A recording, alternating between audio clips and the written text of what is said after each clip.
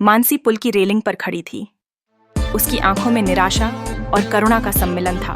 नदी के नीचे बहती जलधारा ने उसकी अदृश्य कहानियों को सुनने की कोशिश की, जबकि उसने अपने दिल के बोझ को हल्का करने का एक अंतिम प्रयास किया। ठीक उसी क्षण अनजान व्यक्ति की पकड़ ने उसे पुनः जीने का एक मौका दिया। जब मानसी रोते रोते घुटनों के बल बैठ गई, तो उस अजनबी ने उसे सहारा दिया, एक ऐसा सहारा जो उसे उसकी जड़ें सहेजने का एहसास कराता था। विराट ने उससे पूछा, मैं तुम्हारी मदद कर सकता हूँ, लेकिन क्यों? मानसी की आंखों में बसी पीड़ा ने जैसे उसे जवाब दे दिया। उसने अपनी माँ की बीमारी और पैसों की किल्लत का दर्द साझा किया। कुछ दिनों से वह उम्मीद की एक किरण ढूंढ रही थी, लेकिन उसकी साहसिकता अब पूरी तरह से थक गई थी। सुखद सपनों की जगह केवल अंधेरा दिखाई देता था। उसने कहा, मेरी माँ को कैंसर है और अब मेरे पास कुछ नहीं बचा। विराट ने उसकी बात सुनकर कहा, मैं तुम्हारी मदद कर सकता हूँ, तुम्हें मेरी पत्नी बनना होगा। यह सुनकर मानसी की धड़कनें तेज हो गईं। रुखाई से बोली, मेरे लिए शादी एक खेल नहीं है, मेरा शरीर किसी की कीमत नहीं है। विराट ने एक नए रास्ते का प्रस्ताव रखा, एक कॉन्ट्रैक्ट मैरिज का। मानसी के मन में सवाल उठ रहे थे, क्या वह सच में अपनी माँ के इलाज के लिए इस अजनबी की पत्नी बनने को तैयार होगी? उसके मन में एक द्वंद्व चल रहा था। क्या उसकी माँ की जिंदगी उस अजनबी से शादी करने के मूल्य के बराबर थी? उसकी माँ का मोह और एक अनजान इंसान के प्रति अविश्वास, यह पहचान और दायित्व का द्वंद्व था। विराट की आवाज में दया और सच्चाई मौजूद थी, लेकिन मानसी अब भी अपनी माँ के इलाज और अपने आत्मसम्मान के बीच झूल रही थी। विराट ने फिर कहा, मैं तुम्हारी माँ का इलाज करवा दूंगा।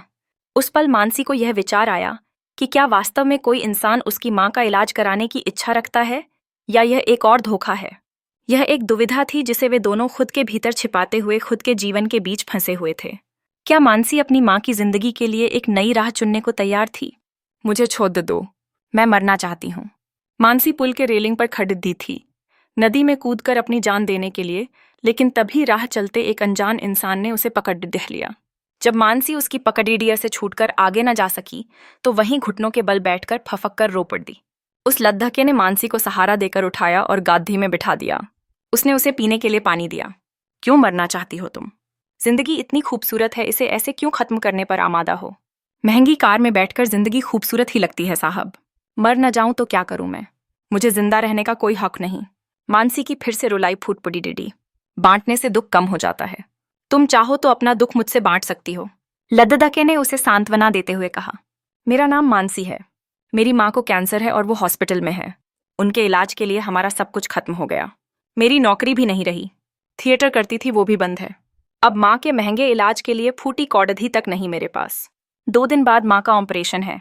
आज पैसे जमा करने थे और मैं कई दिनों से भटक रही हूँ, लेकिन पैसे का कोई इंतजाम नहीं हो पाया। बस इतनी सी बात के लिए तुम अपनी जान देने जा रही थी? ये भी नहीं सोचा कि तुम्हारे मरने के बाद तुम्हारी माँ का क्या होगा? इस बार मानसी ने कोई उत्तर नहीं दिया, चुपचाप अपने बहते आंसुओं को पोंछने लगी। मैं विराट सिंह हूँ, मैं ये पैसे तुम्हें दे सकता हूँ। ओह, तो जवान लद्दकी देखकर आप भी उसकी कीमत लगाने लगे साहब। मानसी ने आवेश में अपना दुपट्टा एक तरफ फेंकते हुए अपना सीना आगे कर तड़ी कर कहा, ओह शटाप, तुम्हें क्या लगता है मैं लाखों रुपए में तुम्हारा जिस्म खरीदना चाहता हूँ? विराट को उससे ये उम्मीद बिल्कुल नहीं थी। उसने दुपट्टा उठाकर मानसी को दे दिया। मानसी ने फिर से अपने सीने को ढक लिया। तो रास्ते चलती लद्दकी को लाखों रुपए की पेशकश करने वाले कलयुग के महात्मा हैं आप। इस 1 साल में मैंने दुनिया देख ली विराट साहब। ये दुनिया जवान लद्दकी को सिर्फ नोचना जानती है, बेवजह नहीं। वजह है मेरे पास। तुम्हें मुझसे शादी करनी होगी, बेहद शांत आवाज में विराट ने कहा। मानसी उसकी ये बात सुनकर ऐसे चौंक उठी जैसे उसे एक साथ कई बिच्छुओं ने काट लिया हो। शादी? हाँ शादी, कॉन्ट्रैक्ट मैरिज। तुम्हें मेरी पत्नी बनने की एक्टिंग करनी होगी। देखो, तुम्हारे पास 5 मिनट का समय है सोचने के लिए। सोच लो, तुम्हारी माँ का पूरा इलाज मैं कराऊंगा। अपनी माँ का बीमार, नाउम्मीदी से बुझता चेहरा और डॉक्टर की चेतावनी मानसी के कानों में गूंज रही थी। क्या मानसी अपनी माँ की जान बचाने के लिए एक अनजान इंसान की बीवी बनना मंजूर कर लेगी?